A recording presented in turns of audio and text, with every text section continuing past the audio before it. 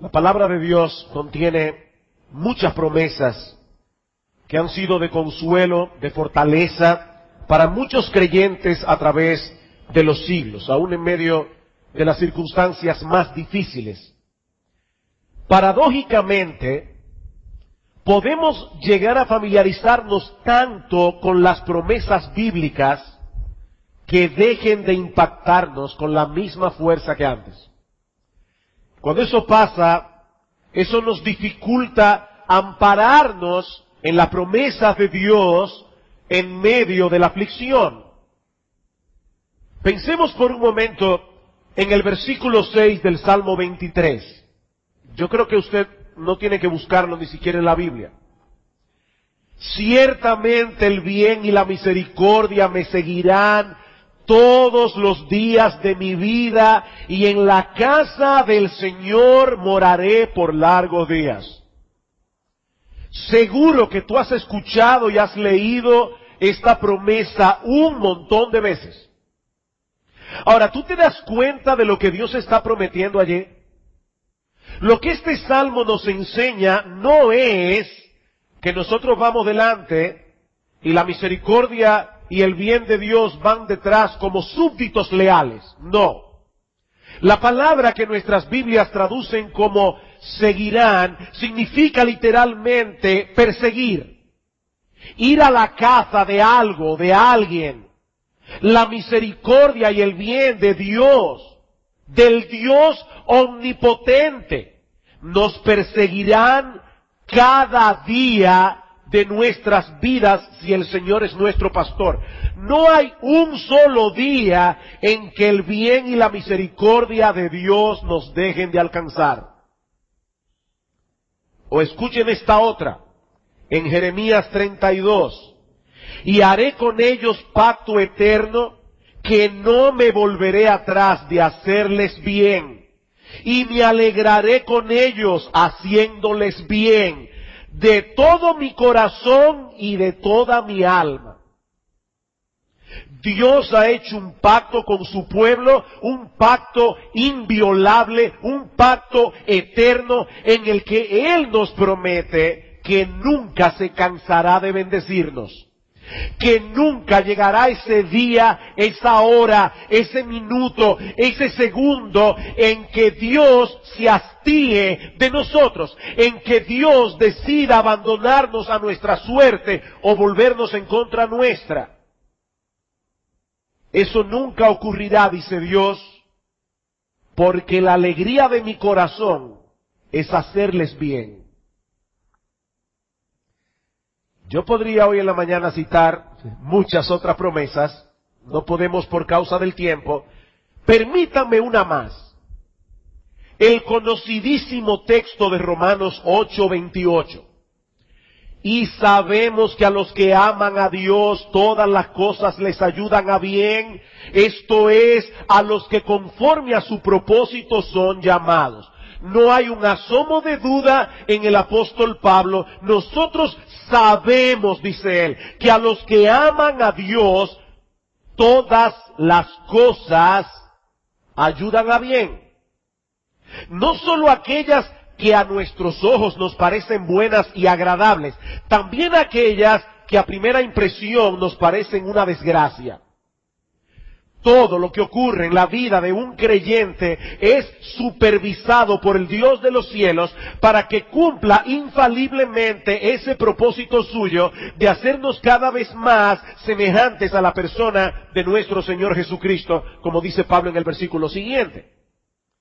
Como ustedes pueden ver en este brevísimo muestrario, las promesas de Dios son extraordinarias, las promesas de Dios son sobrecogedoras. Mi amado hermano, mi amada hermana, en el mundo entero no existen personas más dichosas, más bienaventuradas que aquellos que con todo derecho pueden ampararse en esas promesas. Pero, y aquí viene la mala noticia. Estos mismos textos que hemos citado nos enseñan claramente que esas promesas no son para todo el mundo. Yo voy a repetir eso otra vez porque esto es muy importante. Estos mismos textos que nosotros acabamos de citar nos muestran que esas grandiosas y maravillosas promesas no son para todo el mundo. El bien y la misericordia solo perseguirán a aquellos que tienen a Dios como su pastor. Los que no pertenecen a ese rebaño no tienen derecho a ampararse en esa promesa. Estas promesas Dios las da a aquellos que pertenecen al pueblo del pacto, al pueblo con el que Dios ha hecho un pacto eterno, es decir, la iglesia de Cristo. Hay ciertos beneficios que en la gracia común de Dios alcanzan a todo el mundo, creyentes o incrédulos. Él hace salir su sol sobre malos y buenos, dice en Mateo 5:41. Y Él hace llover sobre justos e injustos. Pero las promesas de Dios conectadas con sus propósitos salvadores no son para todos indistintamente. Porque no todos son ovejas de su rebaño, no todos son ciudadanos de ese reino. ¿Y cómo puede un hombre o una mujer entrar en ese redil? ¿Cómo podemos nosotros adquirir esa ciudadanía celestial? Bueno, esa es la pregunta que yo quiero responder en esta mañana. La semana pasada nosotros respondimos la pregunta, ¿qué es el Evangelio? Bueno, en la mañana de hoy, yo quiero responder la pregunta, ¿qué es la conversión? Vayan conmigo al libro de los Hechos, capítulo 3. Y vamos a leer los versículos 11 al 20. El apóstol Pedro y el apóstol Juan fueron al templo un día, se encontraron con un hombre cojo de nacimiento que estaba pidiendo limosna. Pedro le dice, no tengo oro ni plata que darte, pero lo que tengo te doy. En el nombre de Jesucristo levántate y anda. Y dice la Escritura que en ese mismo instante este hombre fue sanado. Y dice ahora, versículo 11, y teniendo asidos a Pedro y a Juan, el cojo que había sido sanado, todo el pueblo atónito concurrió a ellos al pórtico que se llama de Salomón, una de las puertas del templo. Viendo esto, Pedro respondió al pueblo, varones israelitas, ¿por qué os maravilláis de esto? ¿O por qué ponéis los ojos en nosotros, como si por nuestro poder o piedad hubiésemos hecho andar a éste? El Dios de Abraham, de Isaac y de Jacob, el Dios de nuestros padres, ha glorificado a su Hijo Jesús, a quien vosotros entregasteis y negasteis delante de Pilato, cuando éste había resuelto ponerle en libertad. Mas vosotros negasteis al santo y al justo y pedisteis que se os diese un homicida. Cuando Pilato puso al pueblo a elegir entre Cristo y Barrabás, ellos eligieron a Barrabás. Y matasteis al autor de la vida, a quien Dios ha resucitado de los muertos, de lo cual nosotros somos testigos. Y por la fe en su nombre, a este que vosotros veis y conocéis, le ha confirmado su nombre. Y la fe que es por él ha dado a este completa sanidad en presencia de todos vosotros. Mas ahora, hermanos, sé que por ignorancia lo habéis hecho, como también vuestros gobernantes. Pero Dios ha cumplido así lo que había anunciado por boca de todos sus profetas, que su Cristo había de padecer. Así que arrepentíos y convertíos para que sean borrados vuestros pecados, para que vengan de la presencia del Señor tiempo de refrigerio, y Él envíe a Jesucristo que os fue antes anunciado. Pedro, el apóstol, aprovecha el impacto que este milagro de sanidad había hecho en el pueblo y les predica el Evangelio. Ahora, ¿qué es predicar el Evangelio? Noten que Pedro hace exactamente lo que nosotros dijimos la semana pasada. La palabra evangelio significa buena noticia. El Evangelio es la buena noticia de lo que Dios ya hizo hace 2000 años en la cruz del Calvario a través de su Hijo, nuestro Señor Jesucristo. Siendo Dios perfectamente santo, perfectamente justo, Él no puede pasar por alto nuestros pecados. Y todos nosotros somos pecadores. ¿Cómo puede Dios entonces salvar a pecadores culpables, declararlos inocentes y aún así mantener intacta su justicia? Bueno, nosotros respondimos la semana pasada haciendo un cambio de expediente. Haciendo un cambio de expediente. A Cristo en la cruz se le atribuyó nuestra culpa y a nosotros por la fe ahora se nos atribuye su justicia. Él murió en la cruz como si hubiera cometido todos y cada uno de los pecados de aquellos hombres y mujeres a quienes Él vino a salvar, y ahora los creyentes son tratados por Dios como si la obediencia perfecta de su Hijo fuese nuestra. Segunda los Corintios 5:21, al que no conoció pecado, Cristo, por nosotros, a nuestro favor, Dios a Él lo hizo pecado para que nosotros ahora fuésemos hechos justicia de Dios en Él. Eso fue lo que hizo Dios. ¿Y qué debemos hacer nosotros ahora? Bueno, si el apóstol Pedro hubiera vivido en esta época, hubiera dicho al final de su discurso algo como esto: todos aquellos que quieran ir al cielo, pongan ahora a Jesús en su corazón, hagan una decisión, levante su mano, venga al frente y usted será salvo. Muchas personas predican el evangelio de una manera similar, sobre todo cuando tratan con niños. Imagínese una maestra de escuela dominical preguntándole a un grupo de niños: ¿cuántos de ustedes quieren ir al cielo? Pero obviamente ninguno quiere irse al infierno. Todos van a levantar la mano. Bien, ahora ustedes tienen que aceptar a Jesús en su corazón. ¿Cuántos aceptan a Jesús en su corazón? Todos seguramente van a levantar la mano también, porque ellos no tienen ni idea de lo que eso significa. Pero eso no fue lo que hizo Pedro. Pedro les dijo: arrepentíos y convertíos para que sean borrados vuestros pecados. Si tú no te conviertes, tú vas al infierno. Ese es el mensaje de las Escrituras. Si tú no te conviertes, tus pecados no serán perdonados. La conversión es la puerta de entrada a la salvación en Cristo. Nadie se salvará a menos que se convierta. Y la primera pregunta que yo quiero responder en esta mañana es: ¿por qué? ¿Por qué necesitamos convertirnos? Bueno, la palabra conversión significa volverse, dar media vuelta, cambiar el rumbo de nuestras vidas. De manera que cuando Pedro dice aquí que debemos arrepentirnos y convertirnos, él está presuponiendo algo.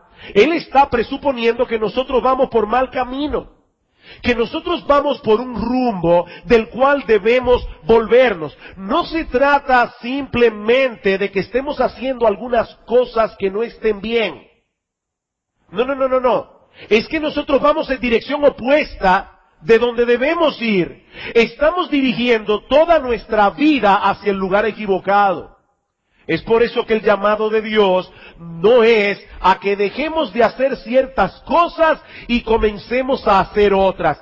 Tú quieres ir al cielo, comienza a asistir a la iglesia, lee tu Biblia, dale gracias a Dios por los alimentos. No, una persona puede irse al infierno haciendo todo eso.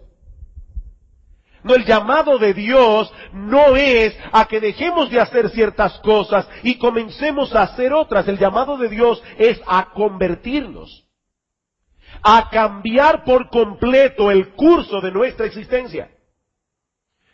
Déjame ilustrarte esto de una manera que pueda hacerlo lo más claro posible.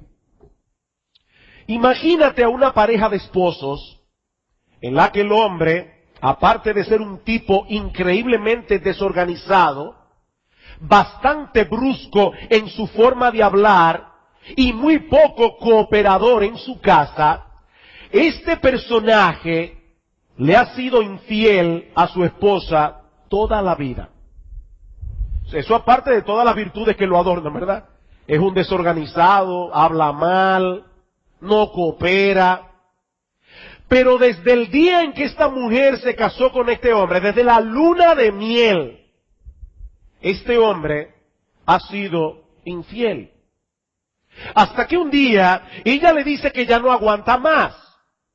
que ha decidido ponerle el divorcio y dar por terminada esta relación, por favor, recoge tu ropa y vete. Yo no quiero seguir en esta farsa de matrimonio ni un minuto más. Por supuesto, este hombre no quiere eso. Y con lágrimas en los ojos le pide que no lo abandone, que le dé otra oportunidad. Te prometo que a partir de ahora voy a hacer un esfuerzo para ser más organizado y ayudarte con los quehaceres de la casa. Yo te prometo que voy a ser más cooperador y más cuidadoso con mi forma de hablar. Lo único que no te puedo prometer es fidelidad. ¿Ustedes creen que esa esposa se va a sentir satisfecha? Por supuesto que no. Lo más importante para esta mujer no es que su marido corrija algunas cosas de su comportamiento. Lo más importante para esta mujer es que este hombre sea suyo y de nadie más. Si este hombre quiere preservar su matrimonio, lo que él debe hacer es un giro de 180 grados en lo que respecta a su relación conyugal. Bueno, algo similar es lo que ocurre entre el hombre y Dios. Yo estoy seguro que todo el mundo aquí está consciente de que comete pecados. Seguro. Nadie es perfecto. Es una de las frases que la gente usa. Todos cometemos faltas, aquí y allá. Y muchos tienen la idea equivocada de que lo único que necesitan para estar en paz con Dios es dejar de hacer algunas cosas malas y comenzar a hacer algunas cosas buenas. Pero la opinión de Dios es muy distinta. Su llamado no es a hacer algunos ajustes aquí y allá, es hacer un cambio radical que involucra todo nuestro ser, nuestro intelecto, nuestra voluntad, nuestras emociones. Arrepentíos y convertíos para que sean borrados vuestros pecados. Más adelante en este mismo discurso, en el versículo 26 de Hechos 3, Pedro dice, a vosotros primeramente Dios, habiendo levantado a su Hijo, lo envió para que os bendijese, a fin de que cada uno se convierta de su maldad. A fin de que cada uno se convierta de su maldad. Vuélvanse, dice Dios, de una vida completa de maldad. Ay, pastor, pero yo no sé qué opinión es que usted tiene de nosotros. Yo no soy tan malo. Déjame explicarte de qué maldad es que Dios está hablando aquí. Vayan conmigo a Romanos capítulo 1. Romanos capítulo 1. Los hombres tienen categorías de pecado, ¿verdad? Hay pecados mortales, hay pecados veniales, hay mentiras blancas, hasta piadosas incluso. Hay mentiras que no, que son negras. Pero déjame mostrarte cuál es tu maldad. Romanos capítulo 1. Escucha lo que dice Pablo en Romanos capítulo 1, versículo 18, para explicar por qué todos los hombres necesitan la salvación que el Evangelio anuncia. Dice Pablo en el versículo 18, porque la ira de Dios se revela desde el cielo contra toda impiedad e injusticia de los hombres que detienen con injusticia la verdad. ¿Cuál verdad? Dice Pablo, porque lo que de Dios se conoce les es manifiesto, pues Dios se lo manifestó, porque las cosas invisibles de Él, su eterno poder, su deidad, se hacen claramente visibles desde la creación del mundo, siendo entendidas por medio de las cosas hechas, de modo que no tienen excusa, pues habiendo conocido a Dios, no le glorificaron como a Dios, ni le dieron gracias, sino que se envanecieron en sus razonamientos, y su necio corazón fue entenebrecido. Pablo dice aquí claramente, todos los hombres saben que hay un Dios. Todos los hombres en el fondo de su corazón saben que alguien inteligente tiene que haber creado todo lo que existe. Pero el hombre en su impiedad detiene esa verdad que Dios revela claramente a través de su creación. Yo he dicho esto muchas veces. Pero yo estoy completamente seguro que si tú vienes a República Dominicana de visita y alguien te trae a este edificio y te dice que este edificio es una maravilla de la naturaleza, porque así como tú lo ves, no fue creado absolutamente por nadie, sino que durante millones y millones y millones de años la lluvia, el viento fue reuniendo los materiales y ¡eureka! De repente salió este edificio. Tú tienes que ser muy tonto para creer eso. Bueno, déjame decirte algo, este universo es 1000 veces más complejo que este edificio. Sin embargo, dice Pablo, mucha gente prefiere pensar que se hizo solo. Y la pregunta es, ¿por qué el pecador hace eso? Dice Pablo, para no tener que glorificar a Dios y darle gracias. Habiendo conocido a Dios, no le glorificaron como a Dios, ni le dieron gracias. Pero como el hombre es un adorador nato, el hombre no puede vivir sin adorar algo. El hombre no se queda en el aire, él adora otra cosa. Por eso Pablo sigue diciendo en el versículo 23, cambiaron la gloria del Dios incorruptible en semejanza de imagen de hombre corruptible, de aves, de cuadrúpedos y de reptiles. Por lo cual también Dios los entregó a la inmundicia en la concupiscencia de sus corazones, de modo que deshonraron entre sí sus propios cuerpos, ya que cambiaron la verdad de Dios por la mentira, honrando y dando culto a las criaturas antes que al Creador, el cual es bendito por los siglos. El hombre es una fábrica de ídolos, decía Calvino.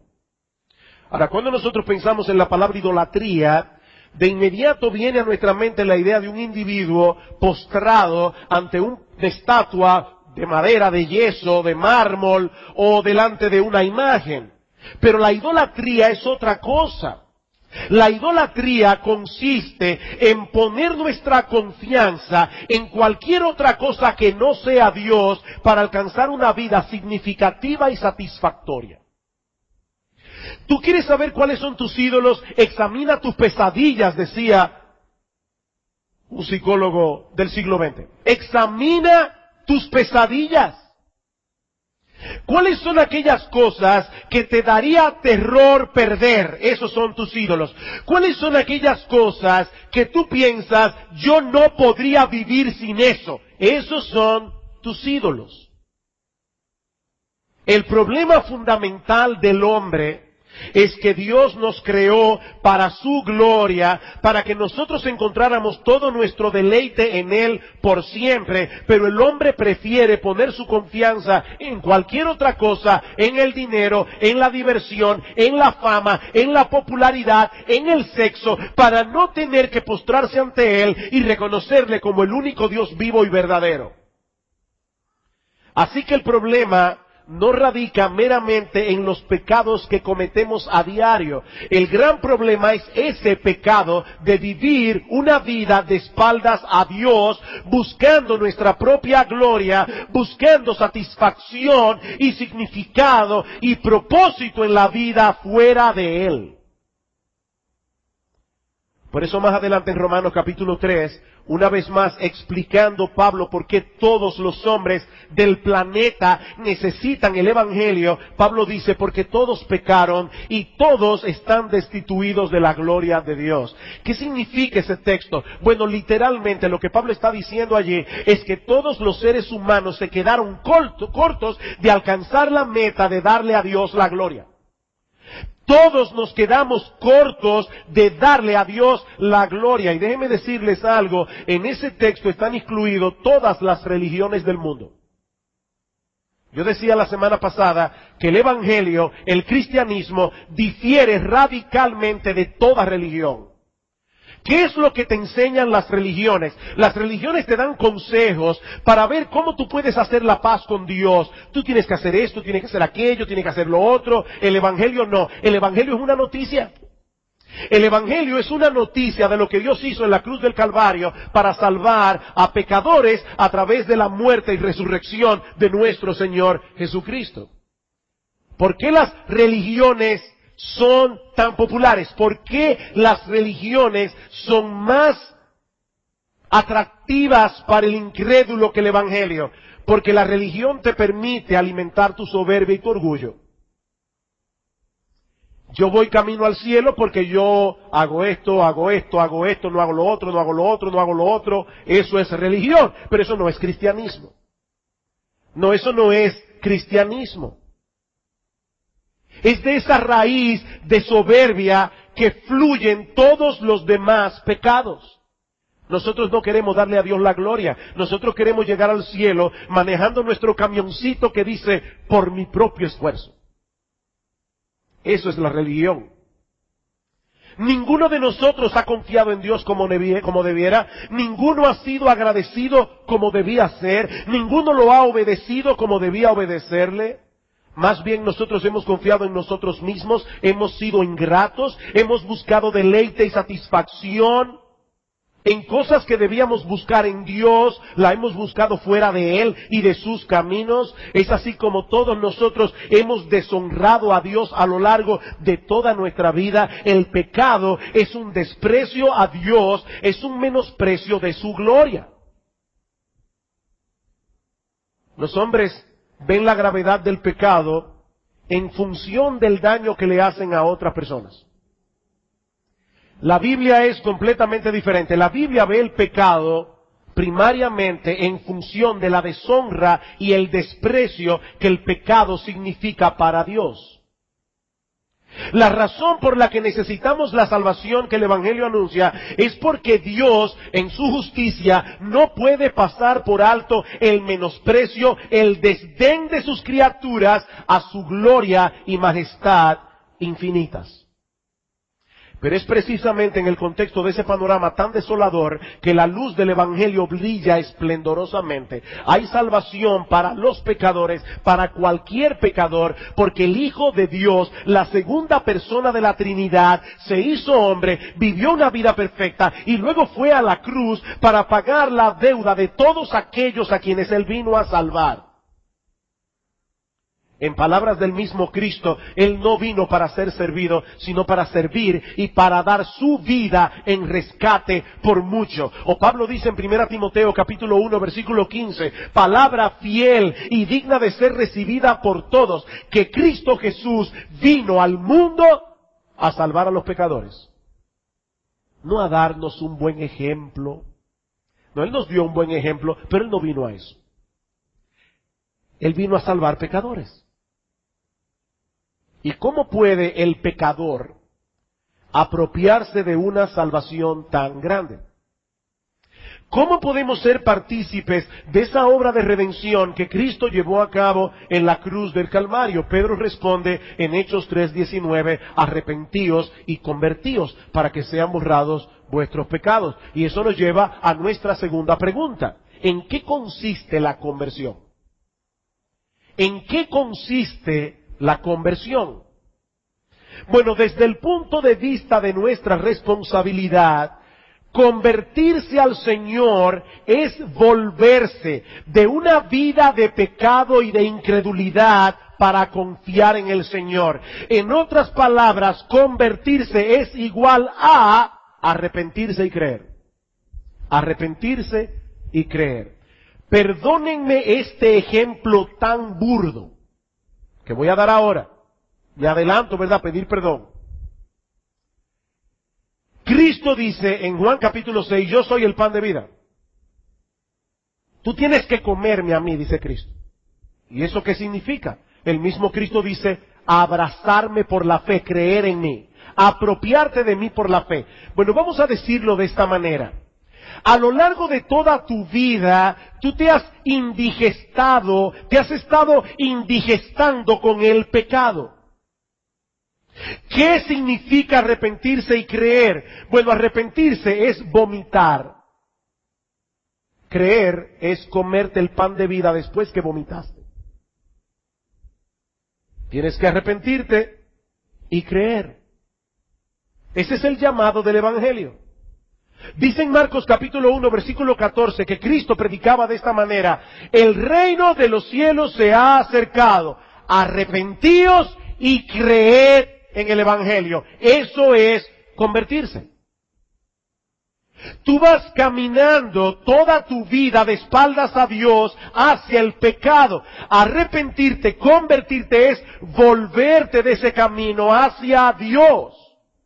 Ese volverte y darle la espalda al pecado es el arrepentimiento. El volverte hacia Dios para confiar en Él es la fe. Debes creer y arrepentirte. La fe y el arrepentimiento son las dos tenazas con las que nosotros nos apropiamos de Cristo. Y la Biblia nos presenta ambas cosas como un acto de la voluntad del pecador. En otras palabras, lo que estoy diciendo es que tú tienes la responsabilidad de arrepentirte, tú tienes la responsabilidad de creer. Nadie, absolutamente nadie puede hacer esas cosas por ti. Eres tú, y solo tú, quien debes tomar la determinación de renunciar a tu vida de pecado. Eres tú, y solo tú, quien debes tomar la determinación de renunciar a vivir esa vida de espaldas a Dios y someterte a la autoridad de Cristo. Pero de antemano te digo, no vas a poder con tus pecados, ni vas a poder someterte a la autoridad de Cristo. Por eso necesitas creer. Tú tomas la determinación de hacer eso, pero al mismo tiempo confiando únicamente en Cristo para poder hacerlo. Ya tú sabes de antemano, yo no puedo con mis pecados, yo no puedo cambiar el curso de mi vida. Precisamente por eso, Señor, vengo a ti, impotente, suplicándote a ti, que tú hagas por mí lo que yo no puedo hacer. Conviérteme y seré convertido, como dice en el libro de Jeremías. Pero esa determinación tienes que tomarla tú. He ahí lo que implica convertirse, desde el punto de vista humano. Pero al mismo tiempo, convertirse implica algo con respecto a Dios. En el mismo libro de los Hechos, escuchen esto, Pedro acaba de decir, arrepentíos y convertíos para que sean borrados vuestros pecados. Sin embargo, en Hechos capítulo 5, versículo 31, dice Pedro, el mismo Pedro, a este Jesús Dios ha exaltado con su diestra por príncipe y salvador para dar a Israel arrepentimiento y perdón de pecados. ¿Quién da el arrepentimiento? Dios da el arrepentimiento. Hechos capítulo 11, versículo 18. Otra vez, el mismo Pedro está contándole a un grupo de judíos cristianos cómo un grupo de paganos se habían convertido al Señor. Y dice en Hechos capítulo 11, versículo 18, entonces, oídas estas cosas, callaron y glorificaron a Dios diciendo, de manera que también a los gentiles, a los paganos, ha dado Dios arrepentimiento para vida. ¿Quién da el arrepentimiento? Dios da el arrepentimiento. Hace un momento nosotros dijimos que el hombre no quiere darle a Dios la gloria que merece. El hombre no quiere atribuirle a Él la honra que por derecho le corresponde únicamente a Él. Es por eso que el Evangelio es tan odioso al hombre en su estado natural, porque el Evangelio revela claramente nuestra impotencia. Revela claramente nuestro pecado. De modo que para que un hombre crea y se arrepienta, Dios tiene que hacer primero una obra profunda de transformación. Tan profunda que la Biblia lo describe como un nuevo nacimiento. Esta noche el pastor Otoniel va a predicar acerca de Juan capítulo 3, precisamente acerca de este tema. El nuevo nacimiento o la regeneración. Dice la Escritura que un hombre llamado Nicodemo va a Jesús de noche y le dice, Rabí, nosotros sabemos que tú has venido de Dios como maestro, porque nadie puede hacer estas señales que tú haces si no está Dios con él. Este hombre era un religioso, un hombre decente, moralista, y hasta sabía que que Cristo había venido de Dios como maestro. ¿Y qué le dice Cristo? Nicodemo, el que no nace de nuevo no puede ver el reino de Dios. Nicodemo, te tienen que parir otra vez. Dios tiene que cambiar primero nuestro corazón de piedra para que nuestra voluntad pueda disponerse a divorciarse del pecado y creer en el Señor. De esa manera, el pecador recibe el beneficio y Dios recibe toda la gloria. ¿Oyeron eso? El pecador recibe el beneficio. Dios recibe la gloria. Ahora, déjenme hacer una aclaración sumamente importante aquí. Nadie tiene que saber que Dios ha hecho esa obra de transformación para entonces creer y arrepentirse. No, tú no tienes que saber eso. Tu responsabilidad es responder a la invitación que Dios te hace en el Evangelio. Estar dispuesto a darle la espalda a tu vida de pecado para confiar únicamente en el Señor. Y yo digo esto porque algunas personas están allí pasivas esperando que Dios haga toda la obra. Pero Cristo dice en Mateo capítulo 7, entrad por la puerta estrecha. Esa es tu responsabilidad. Por supuesto, después que entres, entonces verás que Dios ya había hecho una obra en ti. Pero solo lo sabrás adentro. Solo lo sabrás adentro. Mi amigo, tú sabes que tú eres pecador. Que si Dios te juzgara en este momento, tú no saldrías absuelto en su tribunal. Tú sabes esto, que has estado viviendo de espaldas a Dios, buscando tu propia gloria en vez de la gloria suya, procurando alcanzar una vida plena fuera de Dios y de sus caminos. Si tú sabes eso, ven a Cristo. Ven a Cristo en arrepentimiento y fe. Hay un misterio en esto. La soberanía de Dios, la responsabilidad humana. La buena noticia es que nosotros no tenemos que resolver ese misterio para convertirnos. Nosotros no tenemos que resolver ese problema para ser salvo. Vuélvete de tus pecados a Dios, descansa en Cristo, únicamente en Él, para el perdón de tus pecados, y serás salvo ahora mismo. Aquí ahora. Ese es el llamado que hace Dios a todos los hombres a través del Evangelio.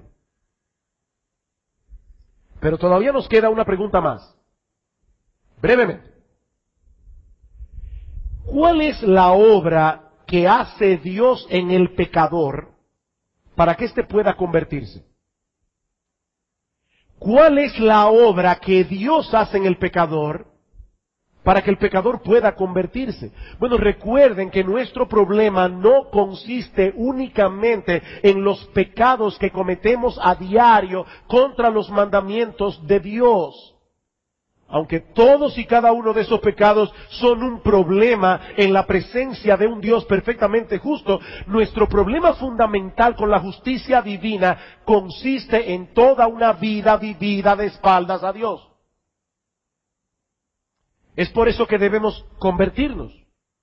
Tomar la determinación de comenzar a vivir de espaldas al pecado. Comenzar a vivir confiando únicamente en la persona y la obra de nuestro Señor Jesucristo. No solamente para nuestra salvación, sino también para nuestra satisfacción. Para nuestro deleite. ¿Tú sabes por qué los hombres buscan en las criaturas lo que solo puede darle el Creador? ¿Tú sabes por qué? Pablo responde esa pregunta en Romanos 1:25. Nos hemos dejado engañar. Hemos creído la mentira que mientras más lejos vivamos de Dios, más felices y satisfechos estaremos. Todos los pecados que el hombre comete radican en ese. Nosotros pecamos porque en el fondo creemos que ese pecado nos va a dar el deleite, la satisfacción, el significado que Dios no nos puede dar. ¿Sabes lo que hace Dios en el interior de un hombre para resolver ese problema? Abrir sus ojos y crear en nosotros un nuevo gusto espiritual que no teníamos por la gloria de Cristo y que nos mueve eficazmente a entregarnos por entero a Él. Es en eso que consiste el nuevo nacimiento, la regeneración. Vayan conmigo a Mateo capítulo 13. Mateo capítulo 13. En esta parábola, el Señor describe el proceso a través del cual un pecador es convertido y traído al reino de los cielos. Dice en el versículo 44, además, el reino de los cielos es semejante a un tesoro escondido en un campo, el cual un hombre halla y lo esconde de nuevo, y gozoso por ello va y vende todo lo que tiene y compra aquel campo. Esta persona que antes iba por la vida procurando disfrutar de los deleites baratos que este mundo ofrece, porque el pobre miserable pensaba que eso era lo único que había, de repente encuentra un tesoro que es incomparablemente más hermoso, más valioso que todo lo que él había visto hasta entonces. Y cuando este hombre pregunta el precio del campo donde está escondido ese tesoro, le dicen simple y llanamente, te cuesta todo lo que tienes, te cuesta tu propia vida. Pero tal es el deseo de este hombre de adquirir ese tesoro que no regatea siquiera. Él vende todo lo que tiene para comprarlo. Eso es la conversión. ¿Qué fue lo que sucedió en este individuo que lo llevó a ver a Cristo y el Evangelio como un tesoro que él antes no veía? Que Dios le abrió sus ojos a través del nuevo nacimiento, primero para que él vea su pecado como el pecado realmente es, como la fuente de todas sus desgracias, de una vida sin sentido, sin propósito, miserable, y lo que finalmente lo arrojará en una condenación de miserias sin fin. Pero Dios también le abrió los ojos para que este hombre pueda ver a Cristo tal como Él es. No solo como el que puede salvarle de la condenación del pecado, sino también como aquel tesoro que puede saciar plenamente las necesidades más profundas del alma. Como aquel que puede brindarle la comunión más deleitosa que alguna vez ese hombre haya podido disfrutar jamás. Es así como Pablo describe el proceso en 2 Corintios capítulo 4.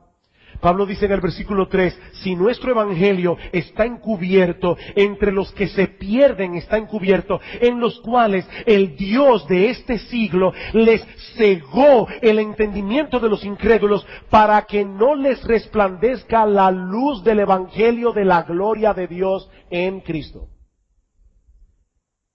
Cristo es glorioso, lo que Él ofrece en el Evangelio es glorioso, pero el diablo, dice Pablo, le ha cegado el entendimiento de los incrédulos para que no vean esa gloria. ¿Qué hace Dios? Dice Pablo, nosotros predicamos a Cristo. ¿Saben por qué? Porque es a través de la predicación del Evangelio, como le estamos haciendo hoy, que Dios, que mandó que de las tinieblas resplandeciese la luz, es el que resplandeció en nuestros corazones para iluminación del conocimiento de la gloria de Dios en la faz de Jesucristo. En palabras más sencillas, un día estábamos en la iglesia, estábamos escuchando el Evangelio, y Dios dijo, ¡sea la luz! Y de repente tú viste lo que nunca antes habías visto. La gloria de Dios en la faz de Jesucristo. Es por eso que este hombre vende todo lo que tiene gozoso. Gozoso. Porque él sabe que él va a obtener a cambio algo más, infinitamente más valioso.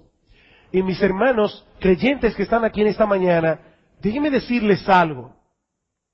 Ese gozo debe ir creciendo cada vez más y más y más y más en la misma medida en que nosotros entendemos cada vez más profundamente el Evangelio. Cuando yo me convertí al Señor, yo no entendía muchas de estas cosas. Yo veía algunas cosas. a medida que los años han ido pasando, yo he podido entender qué fue lo que Dios hizo, cómo, con qué tipo de amor me amó. Eso es lo que va aumentando el gozo en nuestro corazón. Dice Pablo en Romanos 15:13, que el Dios de esperanza os llene de todo gozo y paz en el creer. Os llene de todo gozo y paz en el creer. La fe produce gozo y paz. Todo gozo y paz en el creer. Pero Pablo quiere que ellos sean llenos de ese gozo y de esa paz. ¿Cómo? Aumentando su fe. John Piper, después de haber explicado que en la conversión nosotros encontramos el tesoro escondido del reino de Dios, dice más adelante, y año tras año, después de haber comprado el tesoro, en las luchas de la vida, comprobamos el valor de ese tesoro una y otra vez, y descubrimos nuevas profundidades de riquezas que nunca habíamos conocido. Y así crece el gozo de la fe. Cuando Cristo nos llama a un nuevo acto de obediencia que nos costará un placer temporal, traemos a nuestras mentes el valor incomparable de seguirle a Él. Y por fe en ese valor que ya nosotros hemos probado, desechamos ese placer mundano. ¿Cuál será el resultado? Más gozo, más fe, más profunda que antes. Y así vamos de gozo en gozo y de fe en fe. Un cristiano es alguien que ha venido a entender que ninguna cosa de este mundo puede compararse siquiera con el gozo inefable de recibir el perdón que Cristo ofrece o de tener la esperanza de lo que Cristo promete. Pero sobre todas las cosas es alguien que ha entendido que ninguna cosa de este mundo puede compararse siquiera con el gozo inefable de conocer a Cristo y de tener comunión íntima con Él aquí y ahora y por los siglos de los siglos. Eso es un cristiano.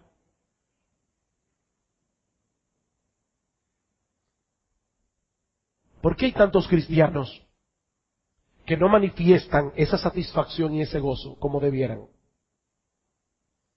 Porque la vida cristiana es una lucha.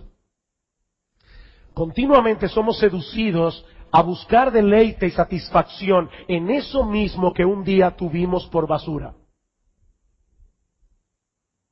Esa es nuestra lucha, hermano, todo el tiempo.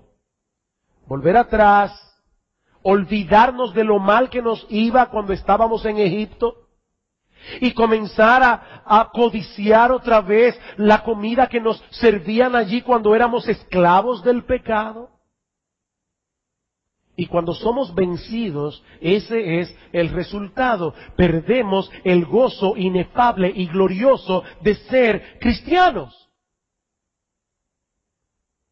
Pero mi amado hermano, eso no tiene que ser así.